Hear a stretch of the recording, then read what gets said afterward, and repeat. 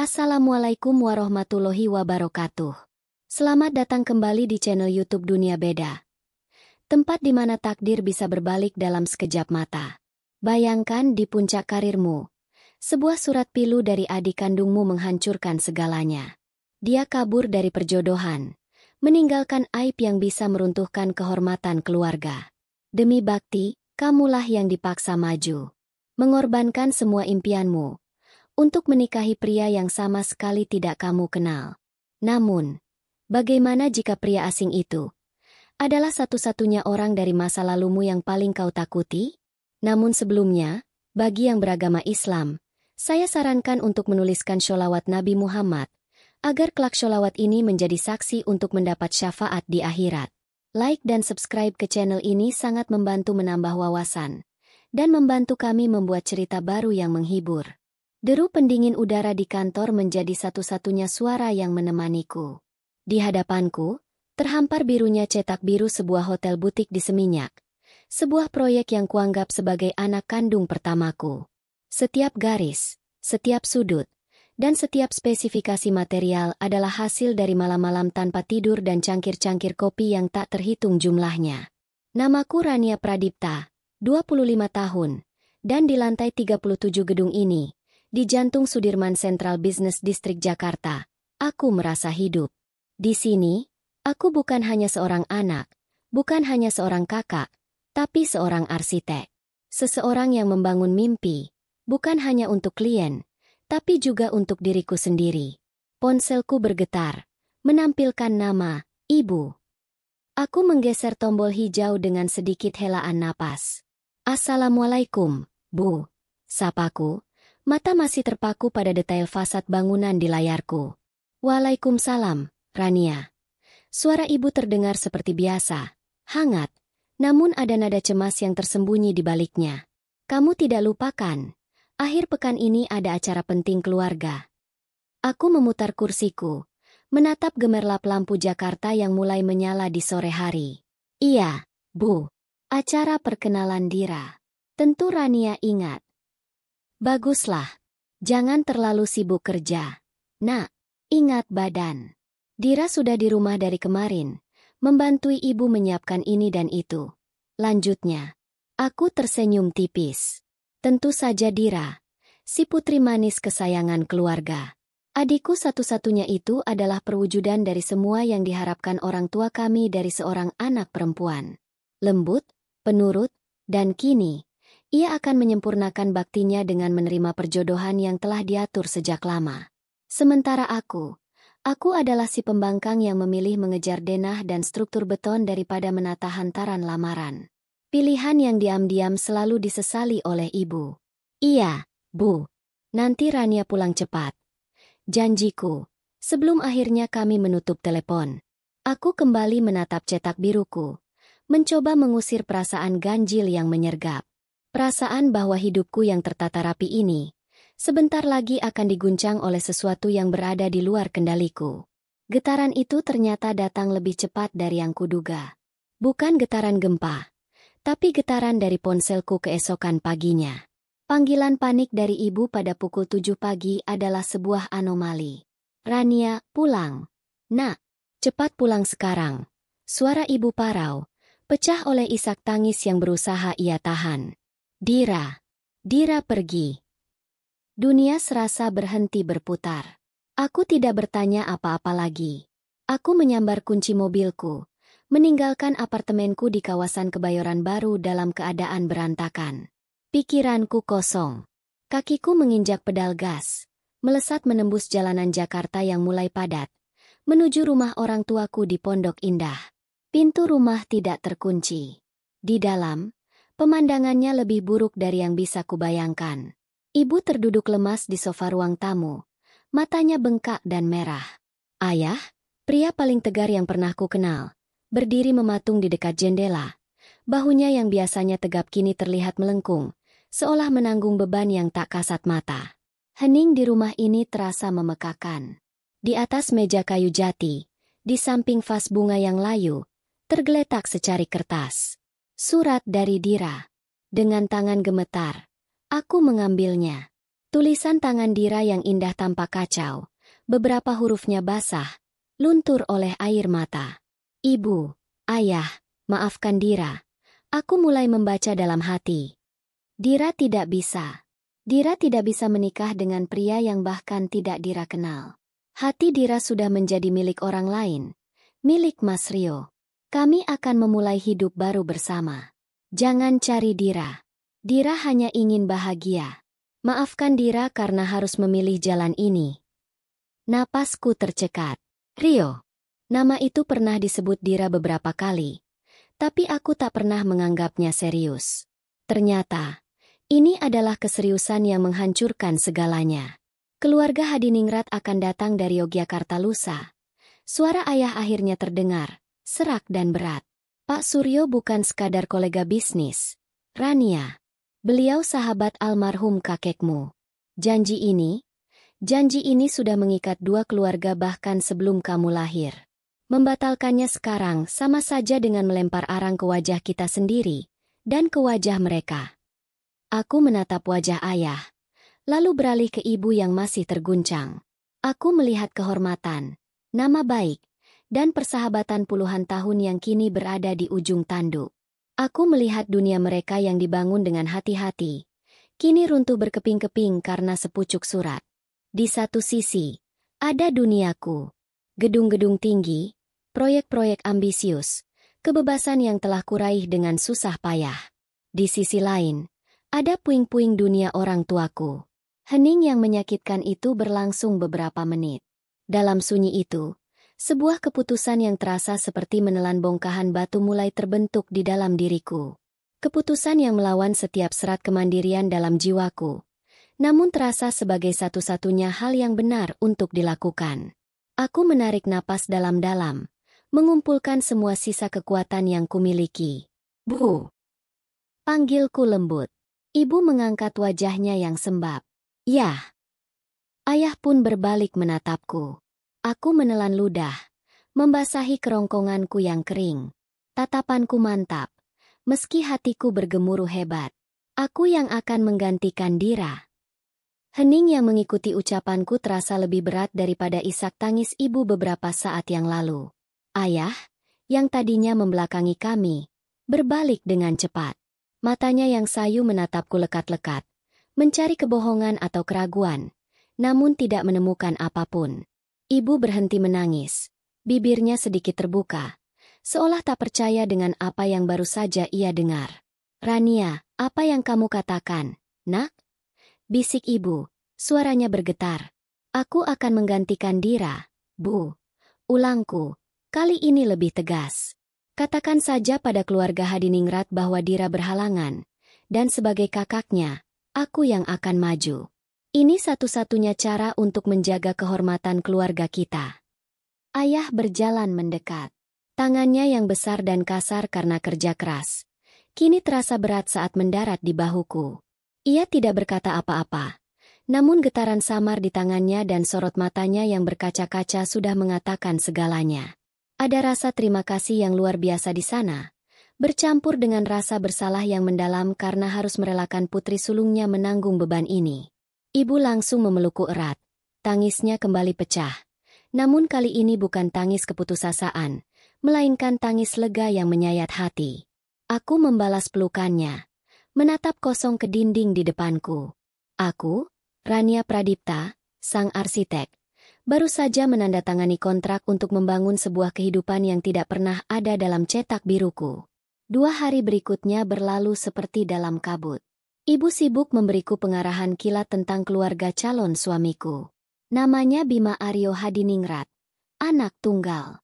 Lulusan universitas terkemuka di Yogyakarta, dan sekarang bekerja di Jakarta. Orangnya, kata ibu mengutip Bu Suryo, sangat baik, sopan, dan bertanggung jawab. Deskripsi yang begitu umum, begitu generik, seolah bisa dilekatkan pada siapa saja. Aku hanya mengangguk dan tersenyum, membiarkan informasi itu masuk telinga kanan dan keluar telinga kiri. Pikiranku terlalu penuh dengan gambar-gambar denah yang harus kutinggalkan dan rapat-rapat penting yang harus kubatalkan. Aku merasa seperti sedang menghapus diriku sendiri, perlahan-lahan, untuk memberi ruang bagi peran baru ini.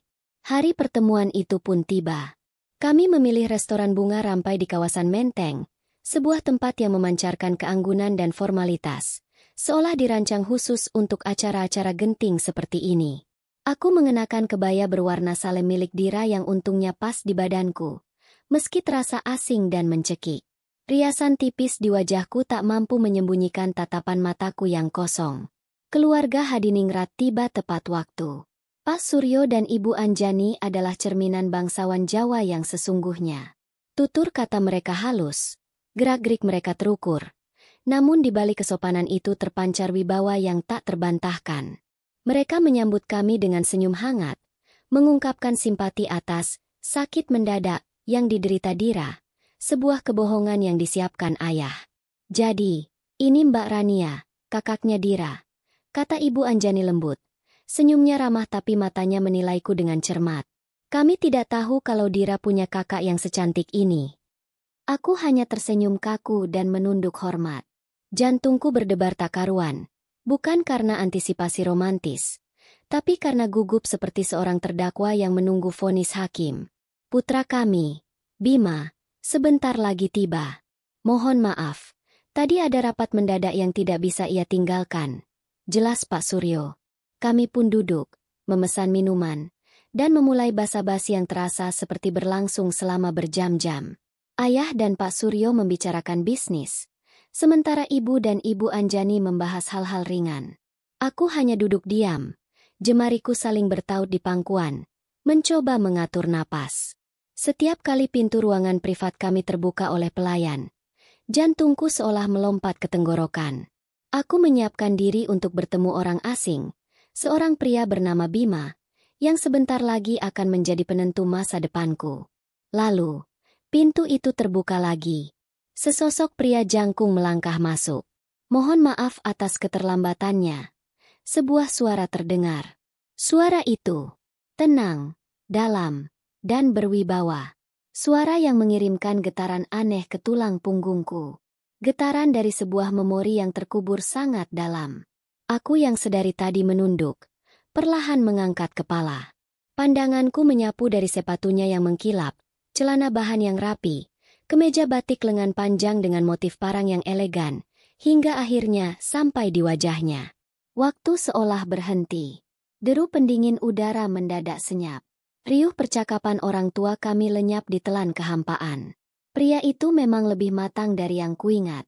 Ada beberapa garis halus di sudut matanya, dan rahangnya terlihat lebih tegas. Tapi aku tidak mungkin salah. Kacamata dengan bingkai persegi yang sama. Tatapan mata yang tenang namun mampu menembus hingga ke dasar pikiranmu. Dan cara bibirnya yang terkatup rapat saat sedang mengamati sesuatu. Dia adalah Pak Bima, guru sejarahku di SMA Negeri 8 Jakarta. Guru paling brilian, paling disegani, sekaligus paling ditakuti seantero sekolah. Senyum sopan yang tadinya terpasang di wajahnya membeku seketika saat matanya bertemu dengan mataku. Aku bisa melihat proses di matanya. Dari kebingungan, pencarian memori, hingga akhirnya keterkejutan mutlak yang tak bisa disembunyikan. Komposisinya yang tenang retak dalam sepersekian detik. Seluruh semesta seolah mengerucut pada satu titik. Pada tatapan kami yang saling terkunci di tengah ruangan yang mendadak terasa begitu sempit. Duniaku yang sudah jungkir balik, kini terasa seperti dilontarkan ke galaksi lain. Rania, Pradipta? Bisiknya. Lebih terdengar seperti pertanyaan pada dirinya sendiri. Aku hanya bisa membalas dengan napas yang tertahan. Pak, Bima. Pertanyaan-pertanyaan singkat kami yang saling tumpang tindih menggantung di udara, membelah keheningan ruangan dengan tajam. Para orang tua menatap kami bergantian. Ekspresi mereka adalah campuran sempurna antara kebingungan dan rasa ingin tahu. Ayah berdeham, mencoba mengambil alih situasi yang mendadak keluar dari naskah. Tunggu sebentar, kata ayah. Jadi, kalian berdua ini sudah saling kenal. Bima, dengan kecepatan yang mengagumkan, berhasil menarik kembali topeng ketenangannya. Ia memasang senyum tipis yang sopan, meski aku bisa melihat sedikit ketegangan yang tersisa di sudut matanya. Ia menoleh ke arah orang tuaku. Betul, Om, Tante, jawabnya, Suaranya kembali datar dan terkendali. Rania ini dulu adalah salah satu murid saya di SMA. Murid yang sangat cerdas dan berprestasi, kalau boleh saya tambahkan. Ia membingkai kenyataan yang absurd itu menjadi sebuah kebetulan yang menyenangkan. Sebuah anekdot untuk mencairkan suasana. Aku hanya bisa mengangguk kecil. Masih terlalu terkejut untuk merangkai kata. Otakku seperti korsleting. Sibuk memproses ulang semua data yang kumiliki tentang Pak Bima. Guru sejarah yang presentasinya selalu dinanti. Yang tugas-tugas esainya membuat kami harus berpikir keras. Yang tatapannya seolah bisa memindai apakah kami belajar atau tidak. Dan pria ini adalah calon suamiku. Para orang tua tertawa kecil. Terdengar lega.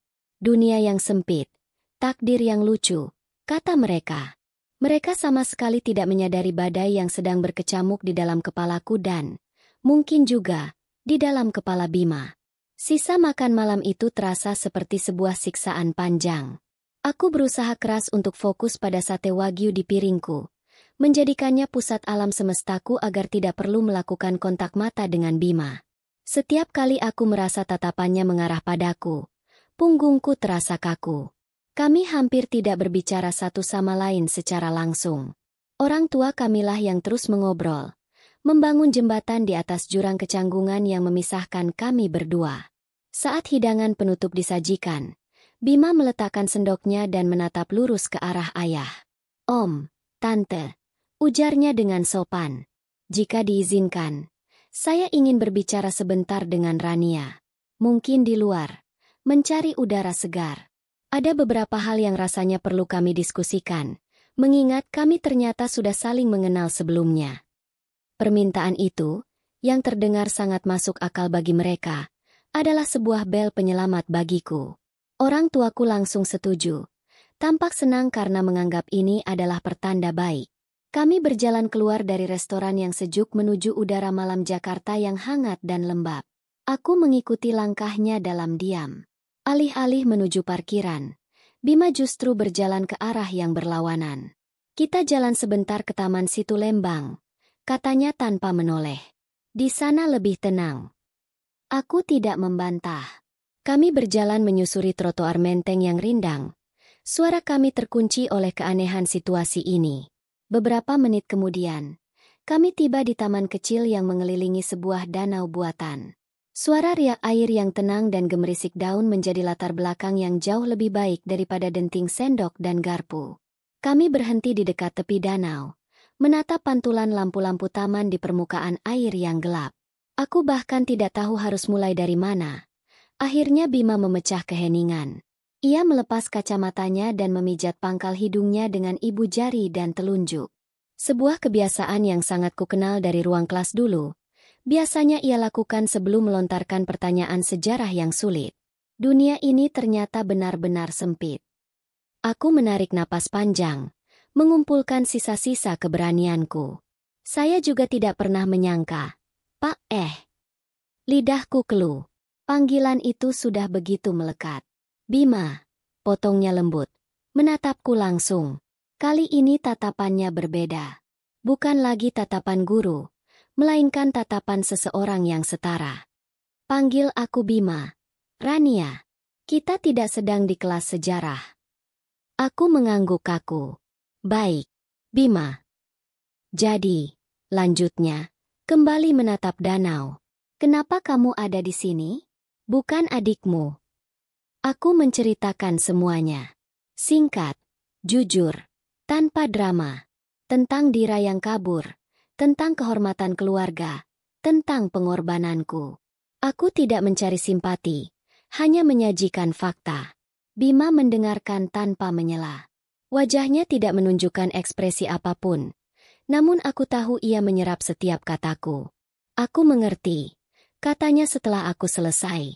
Aku juga di sini karena alasan yang sama. Demi orang tuaku. Ini adalah keinginan terbesar mereka sebelum mereka tua. Saat itu, di tepi danau yang tenang itu, aku merasa melihatnya untuk pertama kali. Bukan sebagai guru, bukan sebagai calon suami, tapi sebagai sesama manusia yang terjebak. Kami adalah dua orang asing yang terikat oleh benang yang sama, benang bakti kepada keluarga. Sebuah ikatan aneh pun terbentuk. Ikatan yang lahir dari keterpaksaan. Sisi guru dalam dirinya kemudian mengambil alih. Baik, katanya. Nadanya menjadi lebih praktis. Situasinya sudah jelas. Kita berdua berada dalam posisi yang sulit. Pertanyaannya sekarang, apa yang akan kita lakukan? Aku menatapnya. Pilihan kita tidak banyak. Jawabku. Sisi arsitek dalam diriku yang selalu mencari solusi ikut angkat bicara. Jika kita mundur sekarang, kita akan menghancurkan hati 4 orang sekaligus. Bima mengangguk. Setuju dengan logikaku. Kalau begitu, kita harus membuat kesepakatan. Ia berbalik sepenuhnya menghadapku. Kita jalani ini. Di depan keluarga, kita akan bersikap sebagaimana mestinya. Tapi di belakang mereka, kita adalah mitra. Mitra dalam menjalankan sandiwara ini. Kita akan saling membantu, saling menutupi, dan mencoba bertahan. Sambil kita lihat ke depannya, apakah ada jalan keluar yang tidak akan menyakiti siapapun? Sebuah sandiwara, sebuah kemitraan. Itu terdengar jauh lebih bisa diterima daripada sebuah perjodohan. Itu terdengar seperti sebuah proyek. Sebuah masalah yang membutuhkan solusi desain yang cerdas. Bagaimana? Tanyanya lagi. Kita beri waktu sampai persiapan pernikahan ini menjadi terlalu serius. Kita lihat apa yang terjadi. Aku menimbang-nimbang tawarannya. Ini adalah satu-satunya jalan yang masuk akal dalam situasi yang sama sekali tidak masuk akal ini. Aku menatap matanya, mencari keraguan. Namun yang kutemukan hanyalah kejujuran dan pragmatisme yang sama dengan yang kurasakan. Baik, jawabku pelan.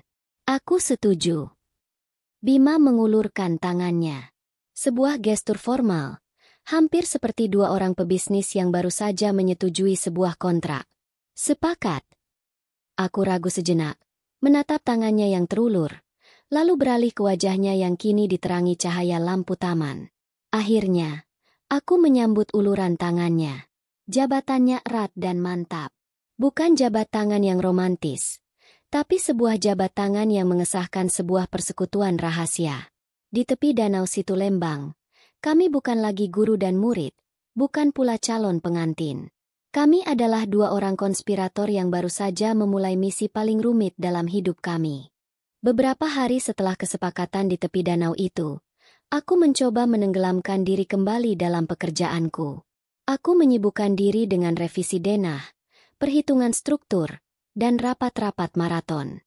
Aku berusaha meyakinkan diriku bahwa hidupku masih sama. Bahwa Rania sang arsitek masih menjadi identitas utamaku.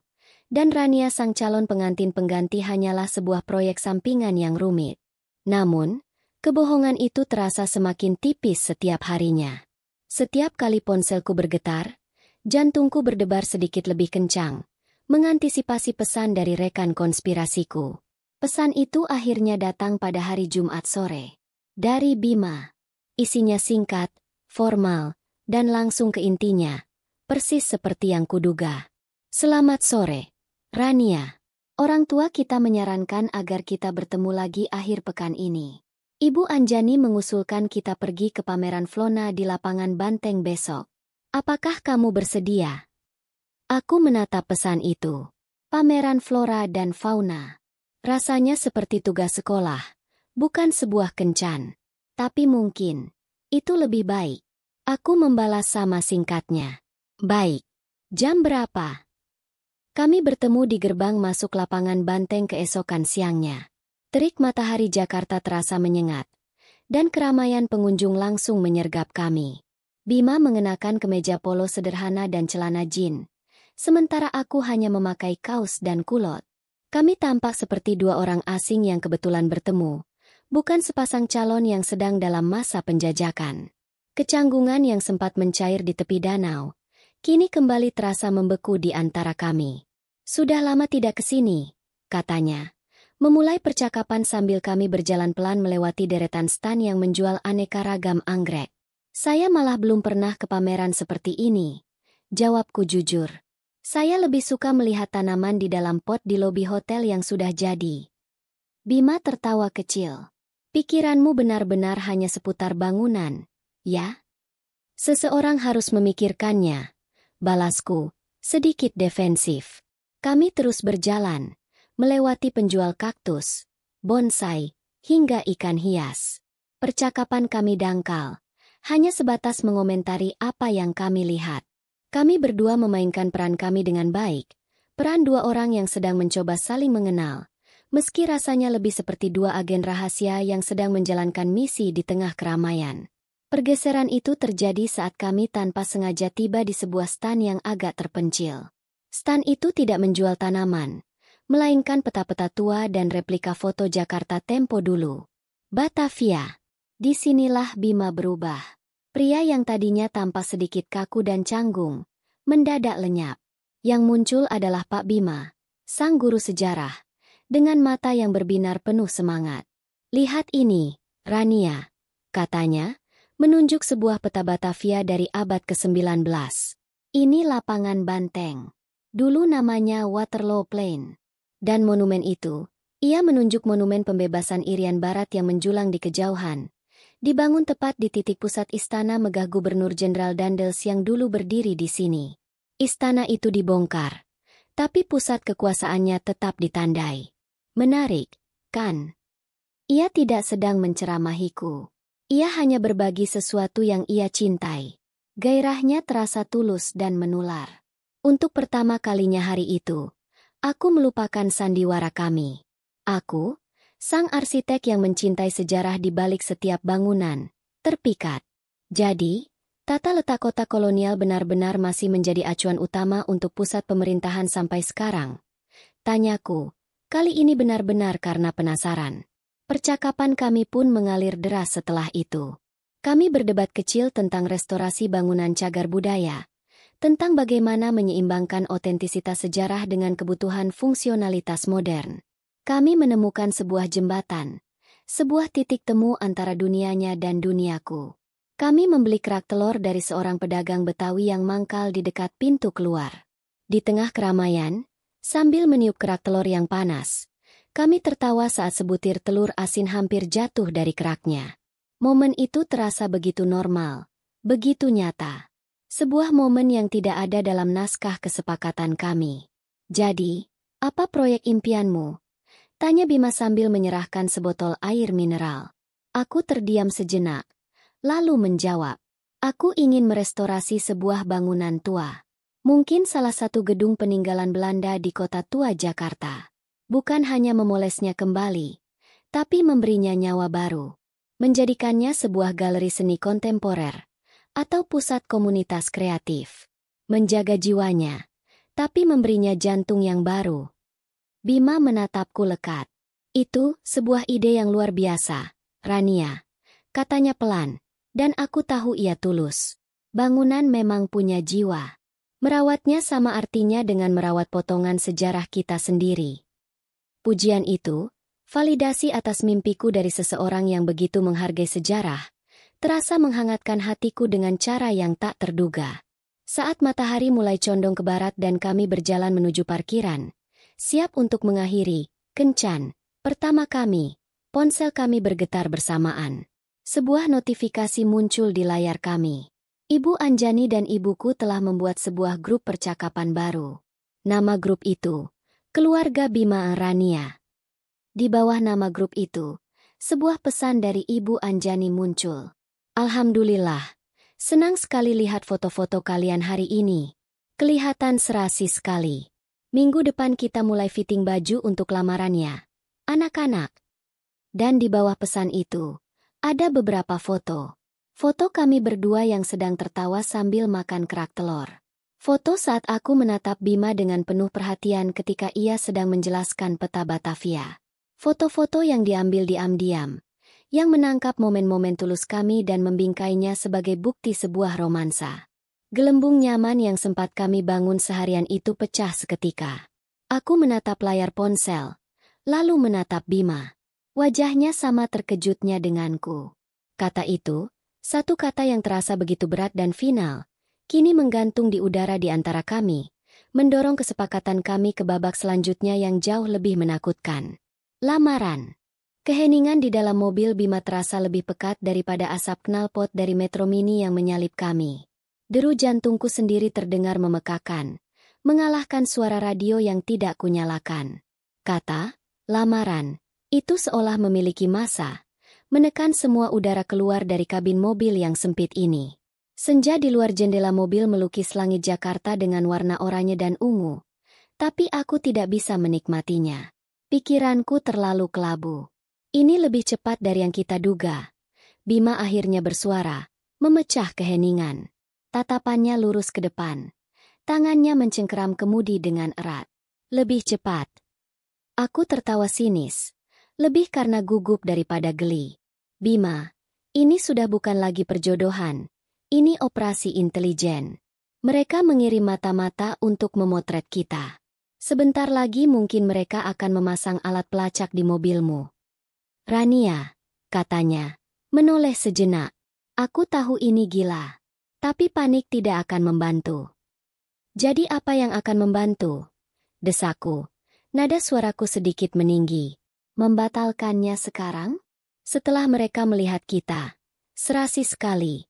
Sambil makan kerak telur, kita akan terlihat seperti orang paling jahat di dunia. Kita terpojok. Bima.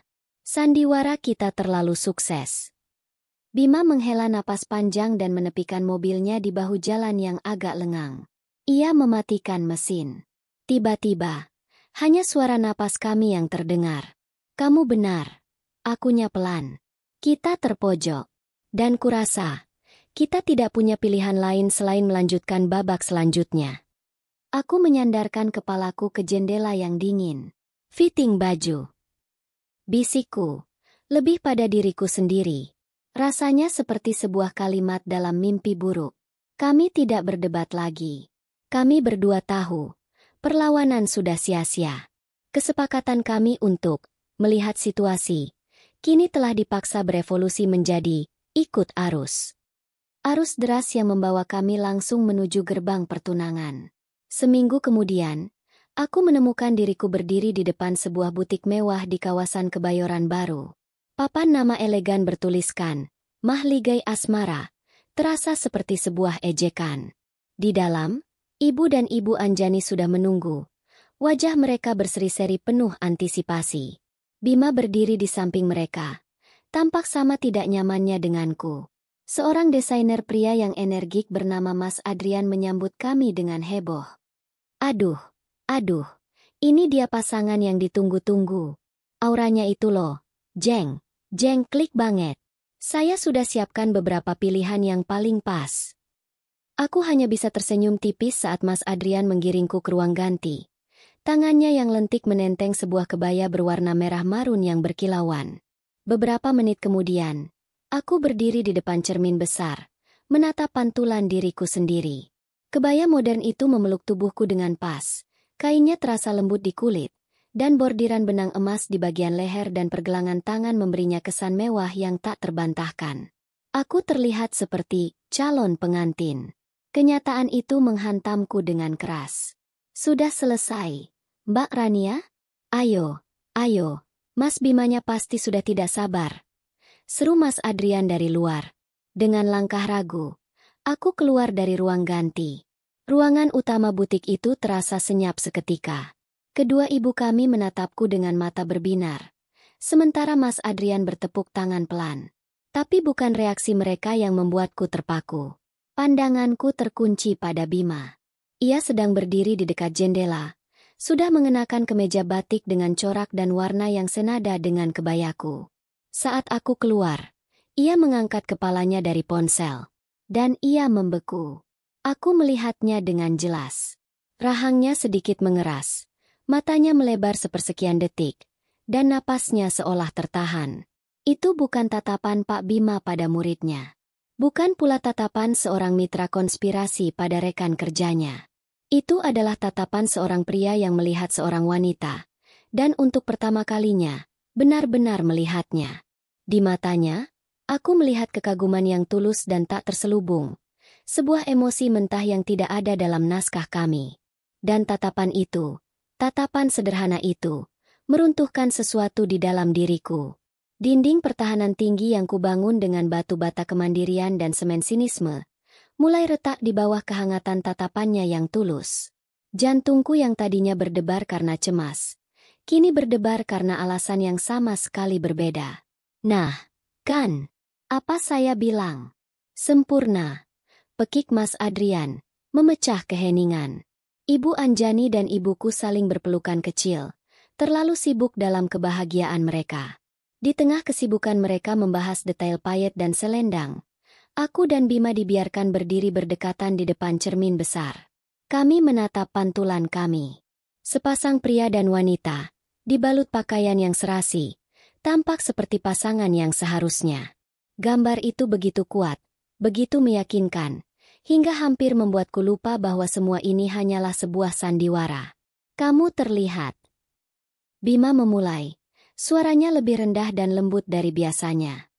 Sangat cantik, Rania. Itu adalah pujian personal pertama darinya. Tulus, langsung, dan tidak dibuat-buat. Aku merasakan panas menjalar di pipiku. Kamu juga. Balasku, sebuah senyum kecil yang malu-malu akhirnya terbit di bibirku. Tidak terlihat seperti guru sejarah sekarang. Bima tersenyum. Senyum yang benar-benar mencapai matanya. Kemudian, senyum itu memudar, digantikan oleh ekspresi yang lebih serius. Ia sedikit mendekat. Suaranya menjadi bisikan agar hanya aku yang bisa mendengar. Rania, panggilnya. Kesepakatan kita di danau waktu itu, tentang mencari jalan keluar. Apakah kamu masih ingin mencarinya?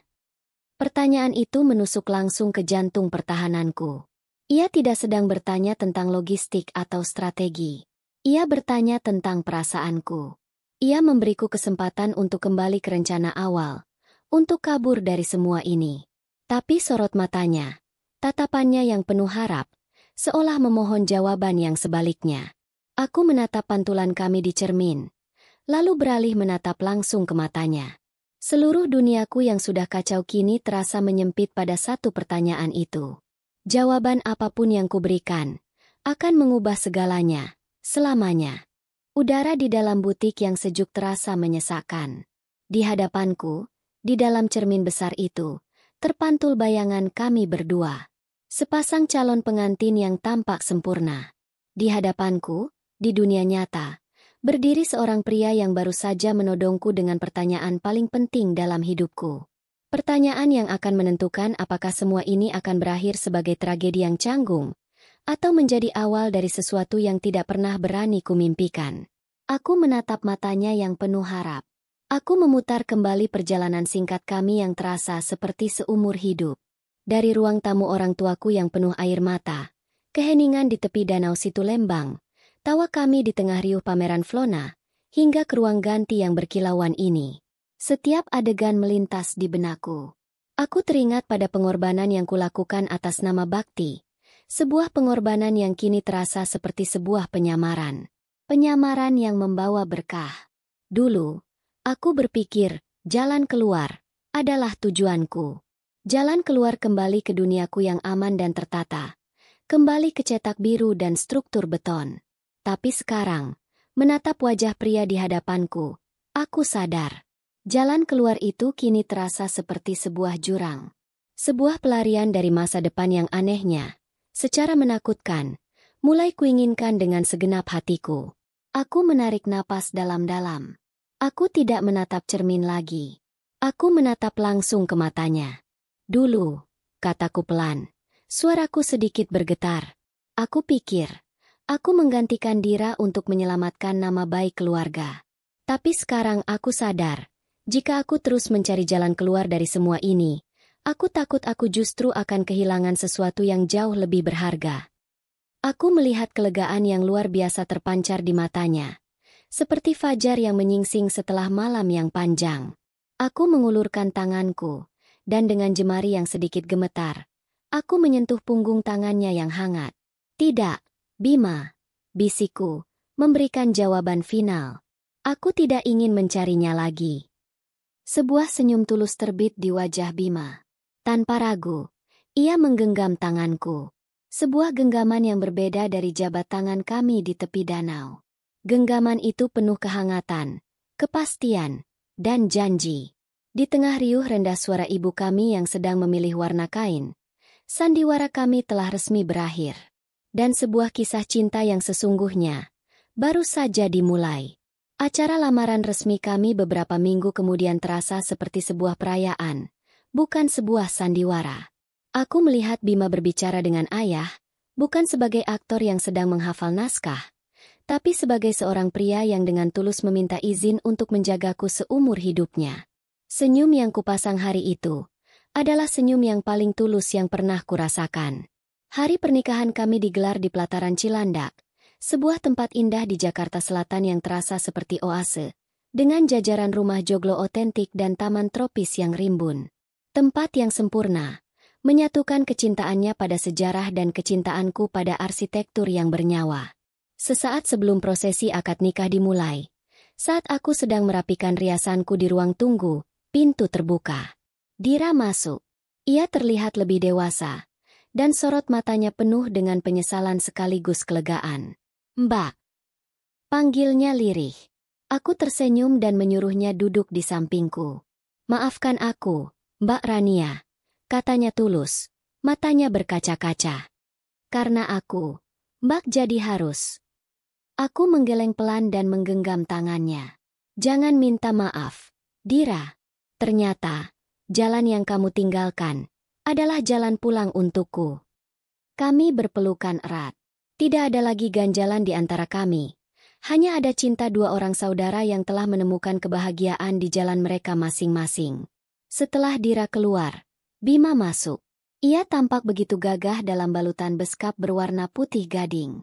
Ia mendekatiku dan dengan lembut membenarkan posisi cunduk mentul yang tersemat di sanggulku. Ia menatapku lekat dari pantulan cermin. "Siap untuk memulai babak baru, Bu Arsitek," bisiknya. Nada suaranya penuh dengan cinta dan sedikit jahil. Aku tertawa kecil, menatap pantulan wajah kami yang bahagia. "Hanya jika kamu berjanji tidak akan ada lagi tugas esai sejarah yang mendadak, Pak Guru." Bima tertawa. Tawa renyah yang kini menjadi musik terindah di telingaku. Ia mengulurkan tangannya padaku. "Aku janji," katanya. Aku menyambut uluran tangannya. Saat kami berjalan keluar dari ruangan itu, bergandengan tangan, aku tahu bahwa ini bukanlah akhir dari sebuah pengorbanan. Ini adalah awal dari segalanya. Awal dari sebuah kehidupan yang tidak pernah kurancang, namun ditakdirkan oleh Allah dengan cara yang paling indah. Nah, itu dia akhir dari kisah Rania dan Bima. Terima kasih banyak sudah mendengarkan cerita ini sampai selesai. Dari kisah mereka, kita bisa belajar beberapa hal. Pertama, bahwa jalan takdir seringkali penuh kejutan. Terkadang, pengorbanan terbesar yang kita lakukan karena cinta pada keluarga justru membuka pintu menuju kebahagiaan yang tidak pernah kita duga sebelumnya. Kedua, cinta sejati bisa tumbuh di tempat yang paling tidak terduga, mengubah keterpaksaan menjadi sebuah pilihan hati yang tulus. Kisah ini juga mengajarkan kita untuk tidak terpaku pada label atau masa lalu, karena di balik peran seorang guru atau murid, terdapat pribadi utuh yang mungkin adalah belahan jiwa kita. Dan yang terpenting, bakti kepada orang tua, jika dijalani dengan ikhlas, insya Allah, akan selalu berbuah manis pada akhirnya. Kalau kalian suka dengan perjalanan tak terduga Rania dan Bima, jangan lupa untuk menekan tombol like, dan bagikan pendapat kalian di kolom komentar di bawah. Apa momen favorit kalian dari cerita ini? Dan tentunya, subscribe channel ini agar tidak ketinggalan cerita-cerita menarik lainnya. Sampai jumpa di kisah selanjutnya.